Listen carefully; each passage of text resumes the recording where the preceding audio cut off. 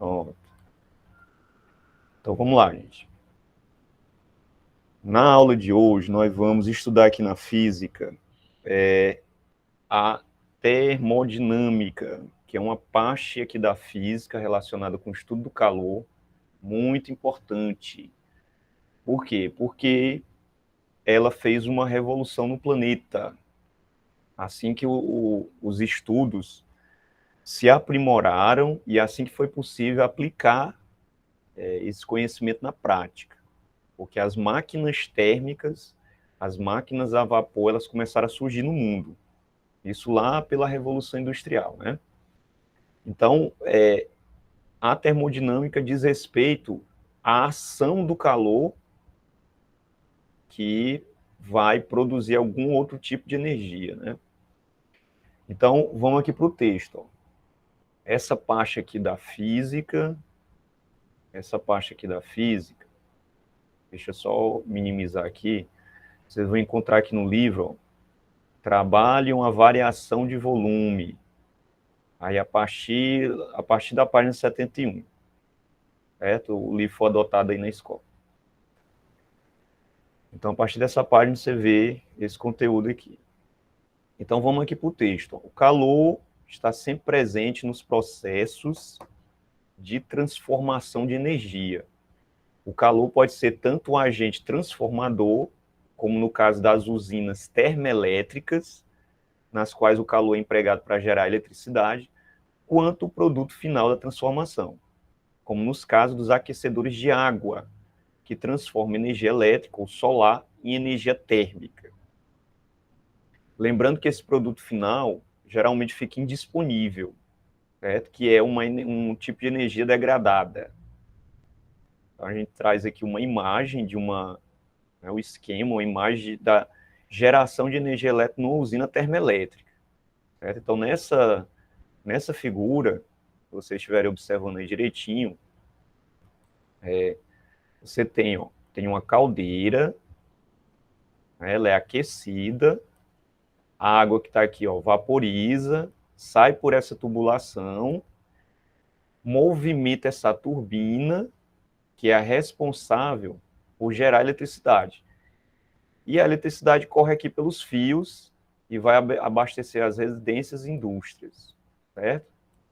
Veja que a fornalha aqui, olha, ela funciona como uma fonte quente e você tem um condensador que é a fonte fria, certo? Que resfria a água aqui no tubo. Então, uma fonte quente e uma fonte fria. Então, esse é um esquema de como funciona uma máquina térmica. A gente vai ver aqui hoje. O calor como energia. Então, primeira coisa, no início, lá até o início do século XIX, se compreendia o calor como uma substância, né? Então, foi a época em que se teorizava o calor através de uma substância de nome calórico. Então, os corpos, eles trocavam essa substância entre si. Então, veja, quando analisamos o conceito de equilíbrio térmico, então, o equilíbrio térmico, gente, ele acontece quando o calor cessa, ou seja, quando os corpos que estão em contato, eles atingem a mesma temperatura. Certo? Então, quando analisamos o conceito de equilíbrio térmico, observamos que se dois objetos a temperaturas diferentes, né, que essa é a condição, né, para que haja transferência de energia térmica. Então, quando dois objetos a temperatura diferente são colocados em contato, eles atingem, após um certo tempo, a mesma temperatura. Isso é o equilíbrio térmico. Até o início do século XIX, ou seja, lá pelos idos de 1800, os cientistas explicavam esse fato, supondo que todos os objetos continham em seu interior uma substância fluida, invisível, de peso desprezível, chamado calórico. Quanto maior fosse a temperatura de um objeto, maior seria a quantidade de calórico em seu interior. Só, gente, o que é que acontece? Ninguém conseguiu reter essa substância em lugar nenhum, ninguém conseguiu ver essa substância. Então, daí a característica de que era uma substância invisível, né?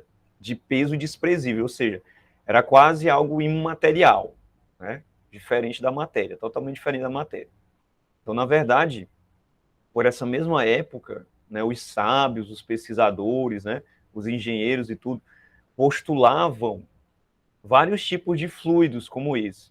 Então, havia o fluido elétrico, havia o fluido magnético, haveria um fluido que explicava a vida no organismo vivo, que era o fluido vital, né, na teoria vitalista, se considerava a existência desse fluido. E para o calor, se postulava também, tinha-se como hipótese a existência dessa substância, o calórico. Só que essa teoria foi abandonada porque essa substância nunca foi observada, né, diretamente. Então, isso é um modelo, né? De acordo com esse modelo, quando dois objetos a temperaturas diferentes eram colocados em contato, haveria, então, passagem de calórico do objeto mais quente para o mais frio. Essa observação aqui é importante porque da teoria do calórico foi a única coisa que sobreviveu. Porque na natureza, a passagem da energia térmica, ou seja, a passagem do calor, ela acontece sempre do corpo mais quente para o mais frio, de forma espontânea. Você nunca vai ver o inverso acontecendo. Então, haveria passagem do calor do objeto mais quente para o mais frio, acarretando diminuição na temperatura do primeiro e aumento na temperatura do segundo. Ou seja, está lá o corpo com a temperatura maior, significando que ele tinha uma quantidade maior de calórico. Então, em contato com um corpo de temperatura menor, uma parte desse calórico passaria para aquele corpo de temperatura menor. E aí haveria uma diminuição de temperatura nesse que estava mais aquecido e um aumento de temperatura naquele que estava menos aquecido e que estava recebendo calórico, certo? Dessa forma, quando os objetos atingiam a mesma temperatura, o fluxo de calórico era interrompido e eles permaneciam, a partir daquele instante, em equilíbrio térmico. Certo? Então, essa é a ideia do equilíbrio térmico. Então, outro exemplo que a gente tem, você vai medir sua temperatura. Você pega o termômetro, coloca na axila debaixo do braço. Você está com a temperatura elevada, está com 38 graus. Certo? Aí o que vai acontecer? Como é que o termômetro vai medir sua temperatura? Vai ser necessário que ele entre em equilíbrio térmico com o seu corpo, ou seja, o seu corpo vai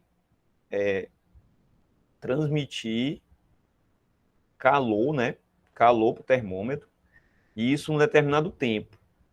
E isso vai cessar quando o termômetro entrar em equilíbrio térmico com o seu corpo, ou seja, quando ambos estiverem à mesma temperatura. Aí você vai tirar do braço e vai ver, né, a leitura do termômetro. Então, é dessa maneira que acontece a leitura, né, da sua temperatura. Então, é necessário esse contato para que, ao final, aconteça o equilíbrio térmico. Então, a passagem do calor nesse momento. E o calor, ele só existe, gente, dessa forma. Certo? Só existe dessa forma. Ou seja, calor seria o quê? Uma energia térmica em trânsito. Eu acho que aqui no texto vai mostrar isso, exatamente. Então, aqui, ó, calor é energia. Então, não é uma substância, né? Então, a ideia de que o calor é energia foi introduzida por Ranfort, que era um engenheiro militar, que no século XVIII, ó, final do século XVIII, 1798, trabalhava na perfuração de canos de canhão. Observando o aquecimento das peças ao serem perfuradas, Ranfort percebeu que era possível atribuir esse aquecimento ao trabalho que era realizado contra o atrito na perfuração. Ou seja, em outras palavras, a energia empregada na realização daquele trabalho era transferida para as peças, provocando a elevação de suas temperaturas. Então, você imagina, né? Tinha aquela broca imensa, e aí atritando com aquela peça de ferro para furá-la, E nesse atrito havia esse aquecimento da peça, um aquecimento quase extremo lá, né? Mostrando o quê? Mostrando que naquele trabalho, né, havia uma transferência de energia, ou seja, fazendo com que a temperatura das peças se elevasse. Então, essa transferência de energia seria o calor em trânsito, né? E esse tipo de energia transferida era a energia térmica. Portanto, a antiga ideia de que os objetos mais aquecidos possuíam maior quantidade de calórico, né, essa substância, começava a ser substituída pela concepção de que esses objetos possuem realmente maior quantidade de energia e não maior quantidade de calórico. Certo? Então, trocou-se a teoria do calórico pelo princípio de conservação da energia, ou seja, pela energia. Então, tá aí, ó, Benjamin Thompson, é o Conde Hanford.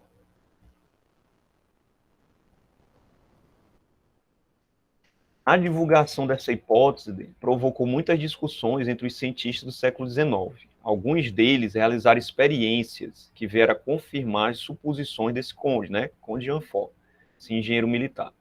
Entre eles destacam-se James Prescott Joule. Então tá aqui, ó, nasceu em 1808, partiu desta vida em 1889.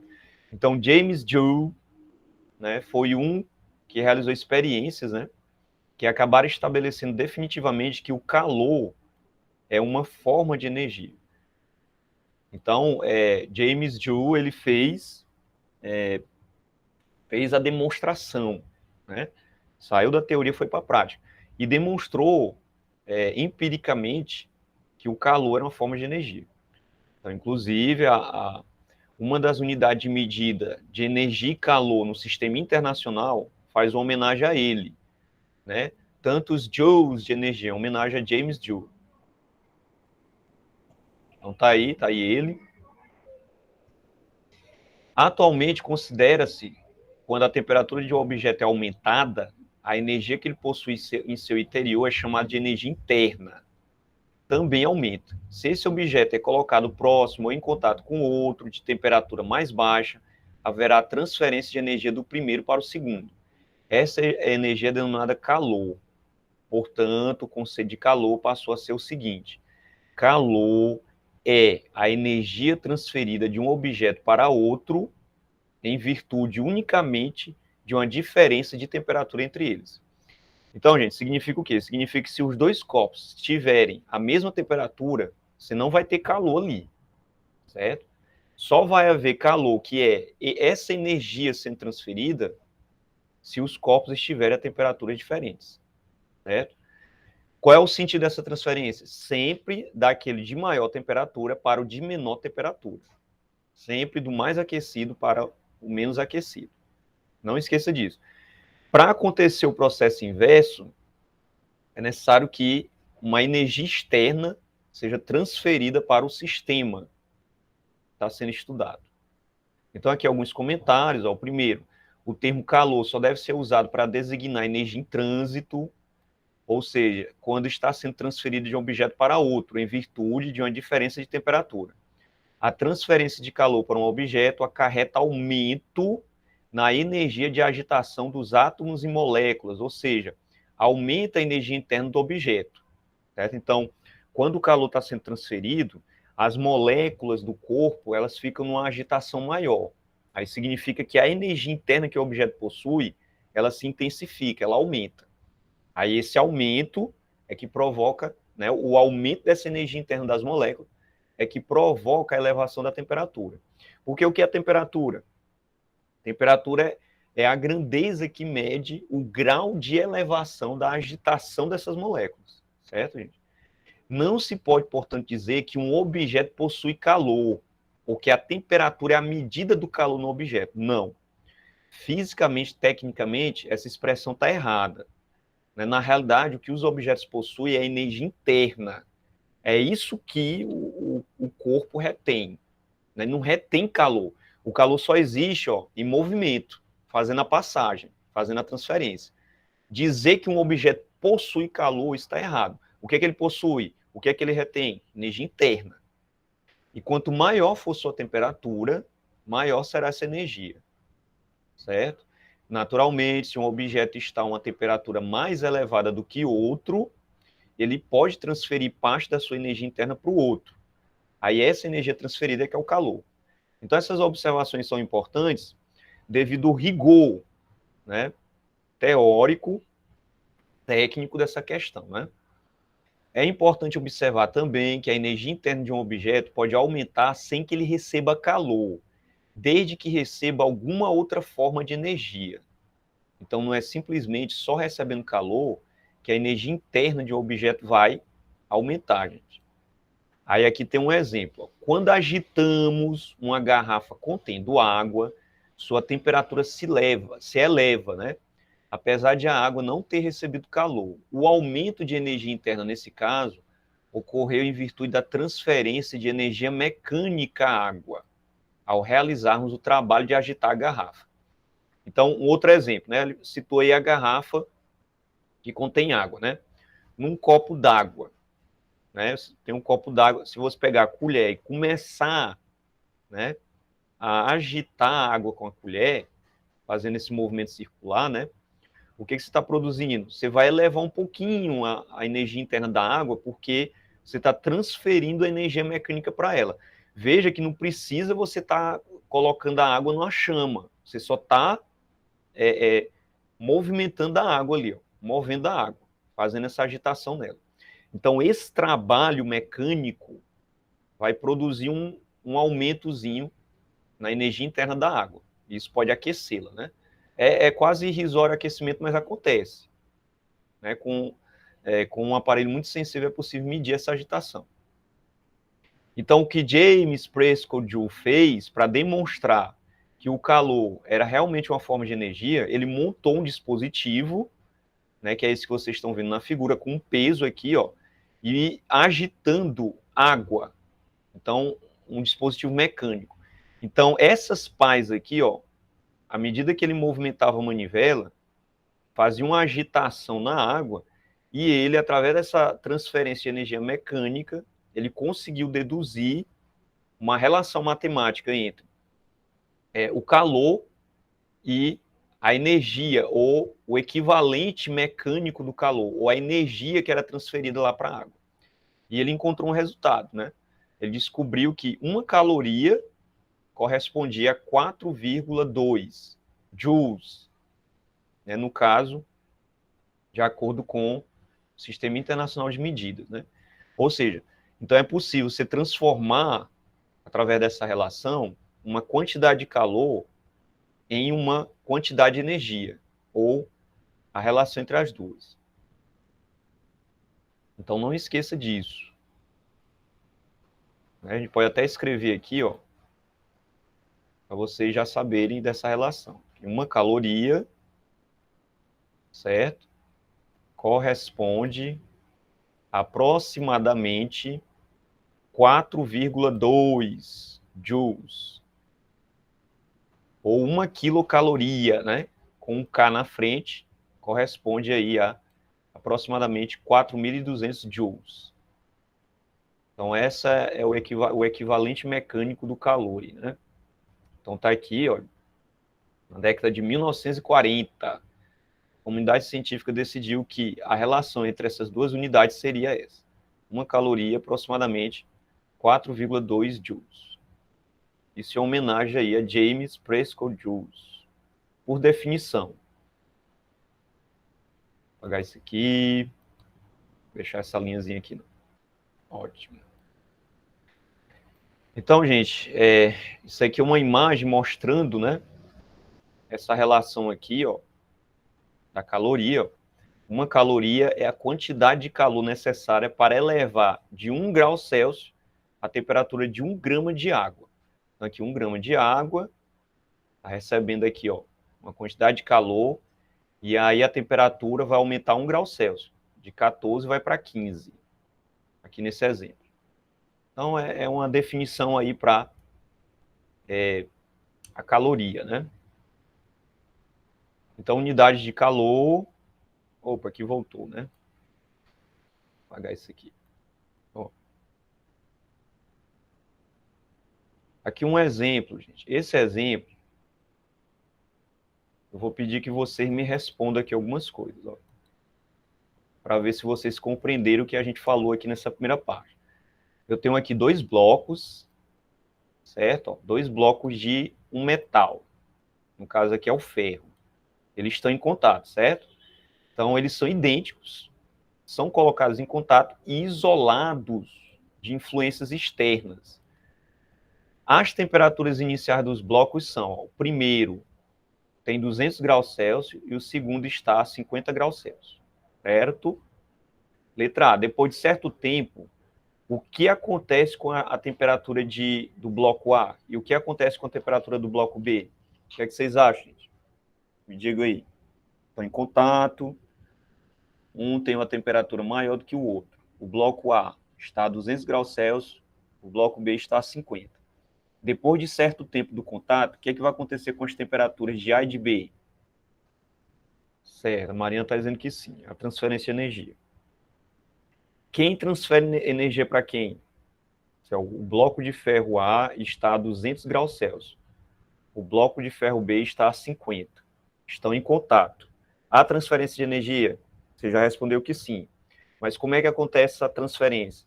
É de A para B ou de B para A? Isso, de A para B. De A para B. Então, se está havendo essa transferência de energia, que é chamada de calor, o que acontece com a temperatura de A e o que acontece com a temperatura de B durante a transferência? Será que permanece a mesma enquanto esse calor está se transferindo? É só você imaginar um modelo mecânico. Imagine que você tem uma lata com muita água aqui e tem um tubo ligando essa lata que tem muita água a uma que tem pouca água. Então, o que vai acontecer? Se você observar, a água que está aqui, ó, ela vai escoar para outra, não ter uma maior quantidade aqui. E aí, num determinado tempo, quando você observar, o que vai acontecer? Você vai ver que as quantidades de água vão estar iguais. Ou seja, a quantidade de água que escoa aqui, ó, foi diminuindo. E a outra foi aumentando, até ficar igual. Acho que vocês já observaram isso, né? De alguma forma. Então, não deixa de ser diferente aqui. Ó, o que vai acontecer, ó? Né? A temperatura de A diminui e a temperatura de B aumenta. Então, ou seja, durante a transferência, né? Tá aqui, ó, calor sendo transferido de A para B. A temperatura de A vai reduzindo e a temperatura de B vai diminuindo. Então, isso vai acontecer até quando as temperaturas ficarem iguais. Que é o equilíbrio térmico. Então, na letra B, de acordo com os cientistas anteriores, a Conde Ranford e a James Joule, qual era a causa das variações dessas temperaturas? Então, eles diziam que havia passagem do calórico de A para B, né? De A para B. Então, o que, através de Joule e de Ranford, eles demonstraram que não havia esse calórico, não havia essa substância. Na verdade, era energia, né? Então, esse fluxo de calor vai acontecendo até quando os corpos atingem a mesma temperatura. Foi o que a gente viu, né? Então, considerem dos blocos, letra A, depois de certo tempo, o que ocorreu com a energia interna de A e com a energia interna de B? Aí, letra B, houve transferência de energia de um bloco para o outro? Em que sentido? Então, gente, com relação à energia interna, né, a ideia é a mesma, né? A energia interna de A diminui, a energia interna de B aumenta, né, já que o fluxo acontece de A para B. Houve transferência de energia de um bloco para outro? Em que sentido? Sim, né, de A para B. Certo? Então, isso a gente já respondeu, né? Como se denomina essa energia transferida? Essa energia transferida é energia térmica, ou seja, calor. Certo? É o calor. Suponha que 100 calorias foram transferidas de A para B. Qual é em joules o valor dessa quantidade de calor? Certo? Aí você vai pegar aquela relaçãozinha, uma caloria corresponde a 4,2 joules. Você vai transformar 100 calorias. Então, o que é que você faz? Multiplica 100 por 4,2. Então, qual é em joules essa quantidade de calor? 100 vezes 4,2 vai dar quanto? 420 joules. Certo? Então, 100 calorias corresponde a 420 joules. Então, é só a transformaçãozinha de unidades, né? Suponha que o trabalho total realizado pelo martelo sobre o bloco de chumbo, aí aqui nessa questão está supondo que existe um martelo sendo colidindo, né, com um bloco de chumbo. Então, suponha que o trabalho total realizado pelo martelo tenha sido de 836 joules. Qual quantidade de calor em calorias deveria ser fornecida ao bloco para provocar nele a mesma elevação de temperatura? Então, aqui é o processo inverso, né? Você vai pegar 836, vai transformar em calorias. Então, o que é que você faz? Pega 836 e divide por 4,2. Não é? Divide por 4,2. Quando você faz essa divisão, você encontra quanto? Aproximadamente 200. Né? 200 calorias. Certo, gente? Então, é só uma questão para transformar. Beleza? Então, essas questões relacionadas com essa primeira parte, elas não são muito complicadas, né? Desde que você entenda direitinho a teoria, fica mais fácil.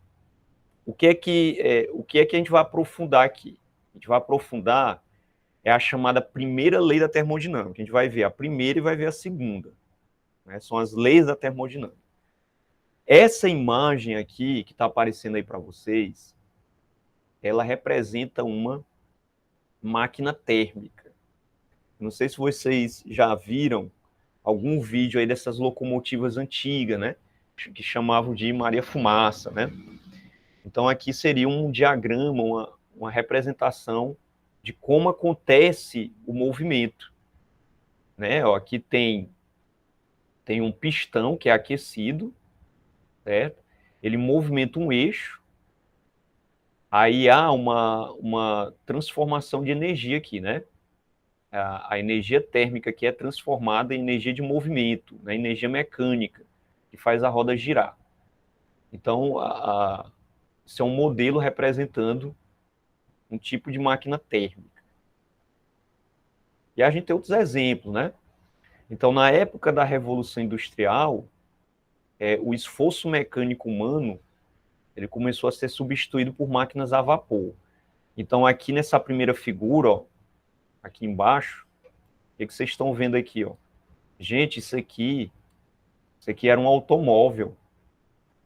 É um automóvel movido a vapor. Então, foi um dos primeiros modelos de automóvel movido a vapor. Você vê que tem uma caldeira enorme nele aqui, ó. Certo? Aqui deste lado, ó, um barco a vapor. Inclusive, ele tem a chaminézinha aqui, ó, expelindo fumacinha aqui do que era queimado, né, na queima da madeira, do carvão. Aqui, novamente, um modelo de representação aqui da locomotiva. Ó, e aqui uma máquina perfuradora, certo? No caso aqui, ela pode até drenar água de minas. Veja que tem uma caldeira também, ó. Então aqui são exemplos de máquinas térmicas aí do final do século XIX, aliás, do final do século XVIII e início do século XIX. Então você imagina um carrinho desse aqui, ó, ferro maciço, deve ser pesadão, né? Mas era movido por uma caldeira, movido a vapor. Então, a força para a produção de bens era braçal e bastante personalizada. O homem percebe que pode utilizar a força da água para a realização de trabalhos como a moagem de grãos. Com a máquina a vapor, o homem passa a controlar a fonte de energia, sendo capaz de produzir bens em larga escala. Então, daí a revolução que aconteceu na época, né, nas indústrias, que as máquinas a vapor aceleraram os processos, né? fabricação. Então, aqui a gente tem um êmbolo. E a gente tem um êmbolo que, e um gás aqui dentro, né, quando aquecido, vai fazer mover esse êmbolo. Então, veja que o êmbolo está nessa posição, certo? Você vai aquecer o ar que está aqui dentro, um gás. No aquecimento, as moléculas se agitam, o gás se expande, porque está sendo aquecido, e empurra o êmbolo. Então, o gás se expande empurrando o êmbolo para cima, né, devido a essa transferência de energia que acontece aí. Então, o calor fornecido ao gás produziu trabalho. Então, no caso, nessa situação, foi o gás que produziu trabalho, fazendo aumentar a temperatura dele. Então, isso é uma demonstração que a energia, ela se conservou. A energia na forma de calor transformou-se em outros tipos de energia. No caso aí, a energia térmica, né? O calor foi transformado em energia mecânica. Então, o que é que diz a primeira lei da termodinâmica? Então, prestem bastante atenção aqui, ó. A primeira lei da termodinâmica corresponde a um princípio de conservação da energia. Ou seja, o calor fornecido ou retirado de um sistema, o sistema é isso aqui, gente, ó, certo? Resultará na realização de trabalho e na variação da energia interna do sistema. Então, vamos lá. Perdão. Então, você tem aqui um princípio de conservação da energia. Quando o sistema recebe calor, aquela quantidade de calor, ela vai ser suficiente, primeiro, para que haja a realização de trabalho. No caso aqui desse sistema, o trabalho é o gás que realiza, empurrando o êmbolo, certo? E com o aumento da temperatura, vai haver uma variação na energia interna do sistema. Veja que eu estou representando cada termo por um símbolo. Ó. Então, por exemplo, calor, nós vamos representar por Q maiúsculo. Certo, gente? O trabalho realizado, nós vamos representar por essa letra grega aqui, ó, chamada de tau. Tau. E a energia interna, ou a variação da energia interna, a gente vai representar por ΔU. Então, como é que essas coisas estão amarradas? Tá aqui a equação. O Q, que é a quantidade de calor que é transferida para o sistema, vai ser igual ao trabalho realizado somado à variação da energia interna. Certo? Então, essa aí corresponde à primeira lei da termodinâmica. A quantidade de energia do primeiro membro é exatamente a quantidade de energia do segundo. Não esqueça disso aí. Então, Q é igual a tal mais ΔU. A quantidade de calor retirada ou inserida ao sistema é igual ao trabalho realizado mais a variação da energia interna. O que é importante aqui? Sabendo disso, é importante a gente colocar sinais para essas grandezas. Sinais. Vamos lá, que sinais são esses? Primeiro, se o trabalho é realizado pelo gás, né? O trabalho é realizado pelo gás, ou seja, o gás recebe calor, empurra o êmbolo, ou seja, o gás se expande. Então, a gente vai ter uma variação de volume que é positiva, né? Como o gás se expande, o volume dele vai aumentar. Então, aumentando, você vai dizer que a variação de volume dele é positiva. Então, o gás realizou um trabalho positivo, pois é a força do gás que desloca o ímã. Então, vamos fazer assim, né? Variação de volume, certo? ΔV, já que o gás se expandiu, você vai colocar um sinal positivo. Como é o gás que está realizando trabalho, o tal também vai ser positivo. Certo, gente? Não esqueça disso. Esses sinais são importantes quando você estiver estudando um sistema em que o gás está se expandindo. Tá? Você tem que colocar esse sinal lá na equação da primeira lei da termodinâmica. Agora, um trabalho é realizado sobre o gás. Aí esse trabalho vai ser o quê? Ó? Ele vai ser negativo. Ou seja, você obrigatoriamente, lá na equaçãozinha, você tem que colocar um sinal negativo. Então, nessa situação, era como se você empurrasse o êmbolo. Ou seja, uma força é exercida sobre o êmbolo e comprime o gás, certo?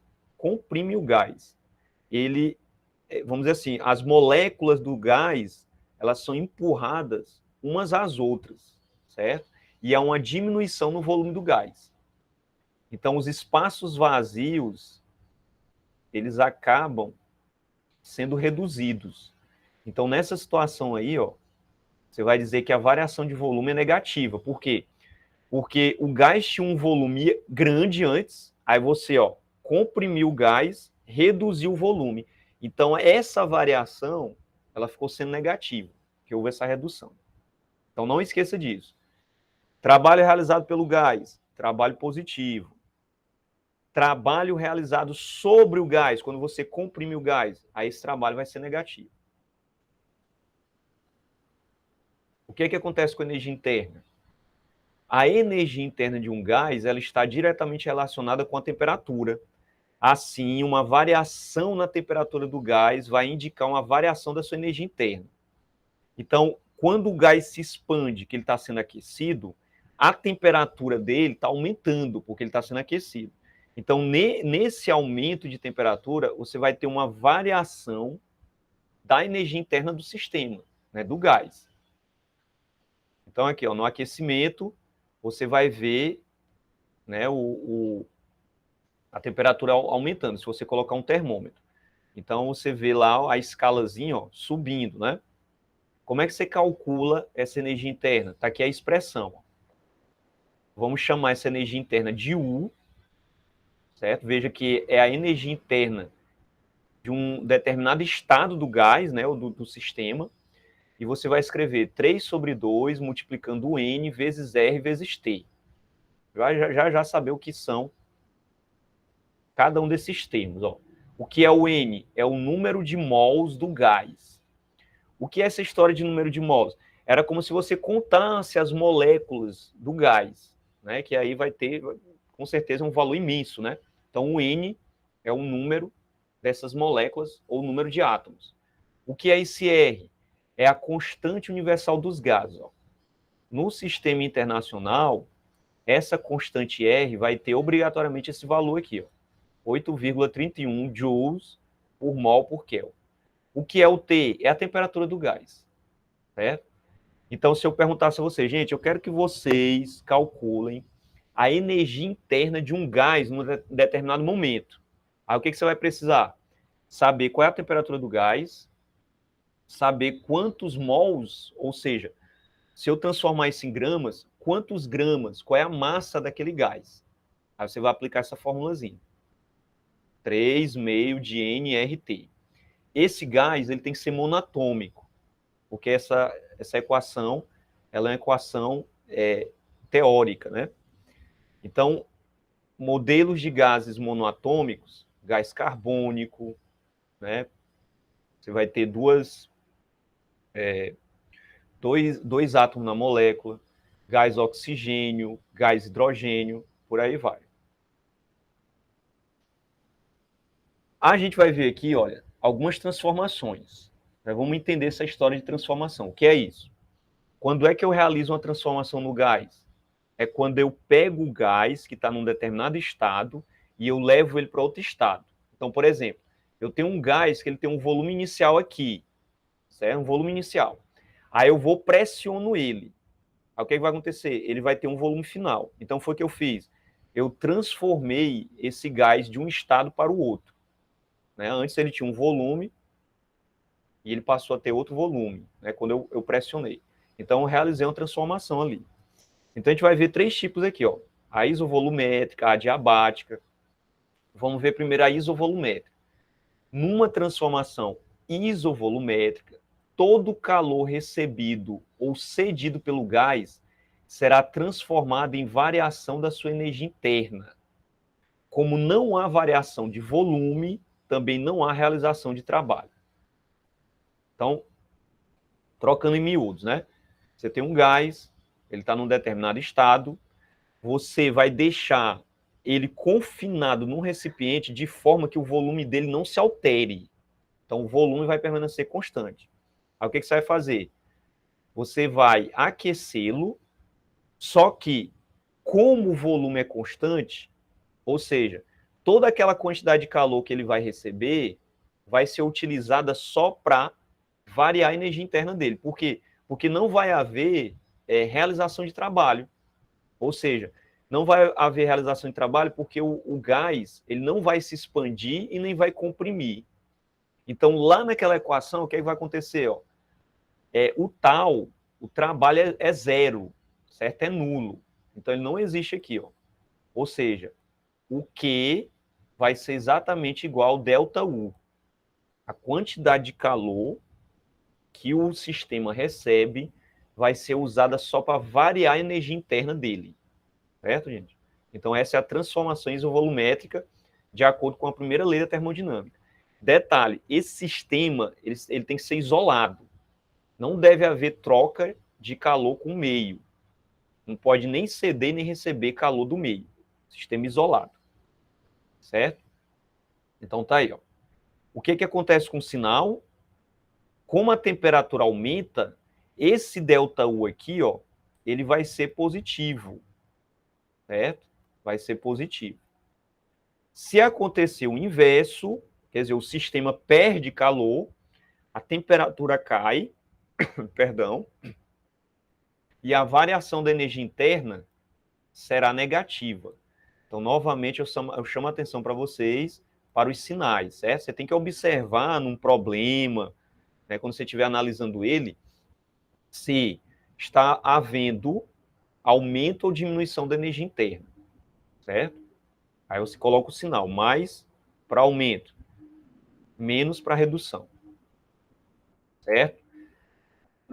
Vamos lá para a transformação isotérmica. Então, na transformação isotérmica, a temperatura é que vai ser mantida constante, certo? Temperatura mantida constante. Enquanto que a isovolumétrica, o volume não se altera, na transformação isotérmica do gás, é a temperatura que vai permanecer constante, certo? Já que a gente teve essa interrupção, né? Para mostrar aqui alguns dos experimentos lá da primeira atividade. Eu achei bem interessante, não sei se vocês estão conseguindo visualizar aí. Então, esse aqui ficou bem legal. Teve o cuidado ali de não se queimar, né? Legal. Só que eu acho que tá interrompendo aí para você, né? Tá com um delayzinho aqui também. Então, olha só aí, ó. Espiralzinho em movimento devido às correntes de convecção. Esse aqui ficou bem legal.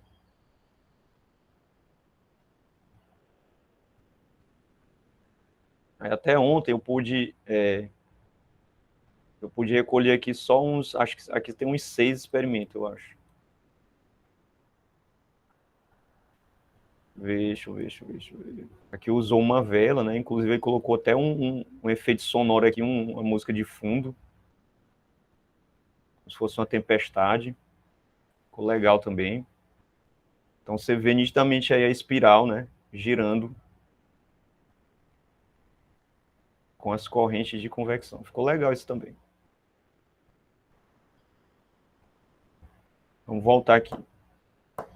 Então, só para a gente fechar aqui a aula, gente, vamos ver só essas transformações que tá aqui aparecendo, né, para a gente, transformação isotérmica. Então, veja, ó, utilizando novamente aqui a segunda lei a primeira lei da termodinâmica, certo? Então, na transformação isotérmica, como não há variação de temperatura, você não vai ter, ó, variação da energia interna. Aí significa que todo o calor recebido pelo sistema vai ser utilizado só para a realização de trabalho. Ou seja, como o ΔU é zero, o Q vai ser igual tal. Certo? Então, quando o sistema receber calor, esse trabalho vai ser positivo, como a gente já viu. E quando ele ceder calor, ou seja, quando ele resfriar, que aí o sistema volta à posição inicial, aí esse trabalho vai ser negativo. certo? Era como se um trabalho estivesse sendo realizado sobre, né, sobre o gás. E a transformação adiabática. Aqui não ocorre troca de calor, ou seja, o Q aqui é zero, certo? Ou seja, o sistema lá, você realiza um trabalho de tal forma que não há tempo de trocar calor com o meio, né? Então, nessa situação aí, você vai ter o tal, né, igual a menos a variação da energia interna, certo? Aí, quando o trabalho é positivo, né, realizado pelo gás, há uma diminuição da temperatura, né, quando o trabalho é positivo, realizado pelo gás. Ou seja, o gás empurra o êmbolo, né? Então, vai haver uma diminuição da temperatura. Quando o trabalho é negativo, que é um trabalho que é realizado sobre o gás, observamos um aumento na temperatura, certo? Então, veja que na transformação adiabática acontece um processo inverso nas transformações anteriores, né? Então, aqui, ó, um exemplo. Ao encher uma bola, fazendo movimentos rápidos na bomba, notamos o aquecimento da bomba. Isto acontece porque o ar, uma vez comprimido rapidamente, eleva sua temperatura. Como o processo é rápido, não há tempo para a troca de calor com o meio externo. Trata-se, então, de uma compressão adiabática, certo? Então, você está lá, ó, enchendo a bola, né, com ar, com gás, e aí você está realizando compressões rápidas. Nessas compressões, você diz que elas são adiabáticas, por quê? Elas são tão rápidas que não dá tempo de trocar calor com o meio, ou seja, o Q na equação é igual a zero. Um outro exemplo, né, que é o contrário, é quando ocorre uma expansão, né, quando você utiliza um aerossol. Então, nessa situação, você nota o resfriamento da lata, né? Quando você clica lá que o gás se expande, o gás é jogado para fora, né? Então, a expansão do gás produz uma diminuição na temperatura dele. Então, nessa situação, você tem uma expansão adiabática do gás, certo? Então, aqui em resumo, transformação isotérmica. A quantidade de calor é igual ao trabalho realizado. Transformação isovolumétrica. A quantidade de calor é igual à variação da energia interna. E transformação adiabática, o trabalho realizado, né, pelo gás é igual ao negativo da variação da energia interna. Então, isso aí resume esses três processos de transformação de um sistema ou de um gás. Então, aqui eu trouxe um exemplo, né? Aqui é para você aplicar a primeira lei da termodinâmica, né? Então, vamos fazer esse exemplozinho. Transfere-se calor a um sistema num total de 200 calorias.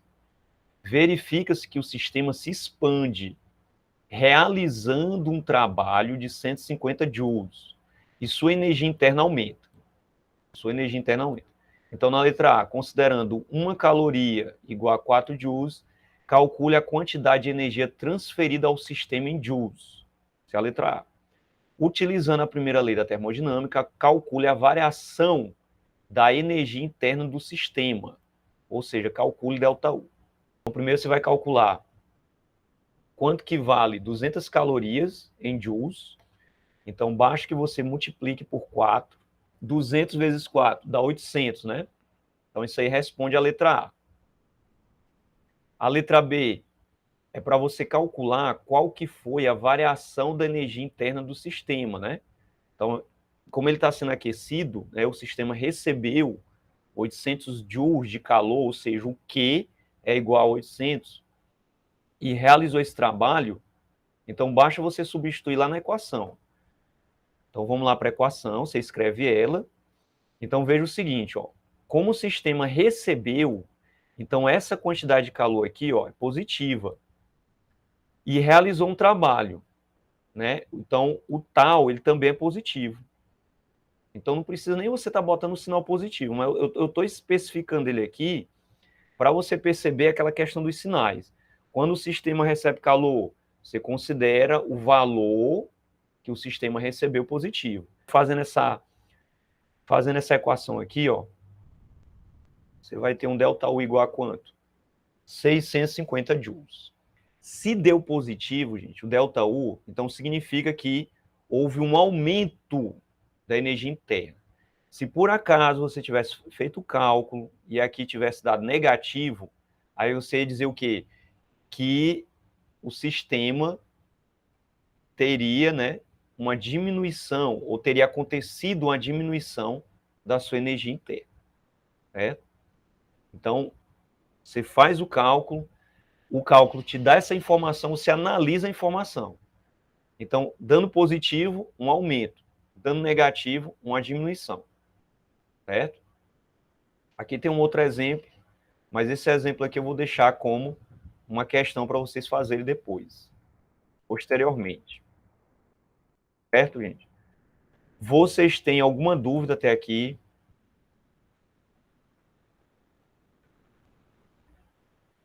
Por exemplo, nas transformações, deu para perceber a diferença entre a transformação isotérmica, a transformação adiabática, a transformação isovolumétrica. Se vocês tiverem dificuldade em distinguir isso, vocês assistam a aula novamente, vocês passem o vídeo até o momento em que a gente começou a explicar como é que acontecem essas transformações. Eu vou deixar lá no grupo os slides, né, da apresentação. Vocês podem acompanhar lá, ver direitinho. Porque no momento que você estiver respondendo alguma questão, algum probleminha, né, relacionado com a primeira lei da termodinâmica, aí você já tem uma ideia de como responder. Você pode consultar o livro também, a partir da página 71. Então fica a critério de vocês, certo? Ok? E nós ficamos por aqui. Beleza, gente? Até a próxima.